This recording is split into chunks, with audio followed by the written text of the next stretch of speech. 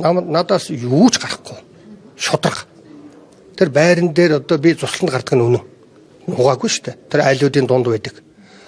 Харин даабл стандарт битгий гаргаарай. Авилгалтай тэмцэх газраа, хууль хяналтын байгууллагуудаа хөрсгөхийг шалгаарай. Намайг шалгасан шиг бас хөрсгөхийг шалгаарай. Хэрлэн, төмөр замын хэрлэн найзаагаа тавьсан.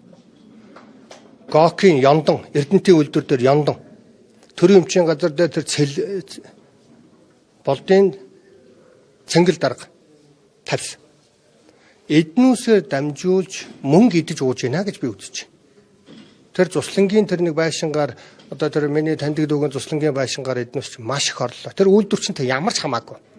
Үйлдвэрчэнд би 18 жилийн өмнө ажиллаж байсан.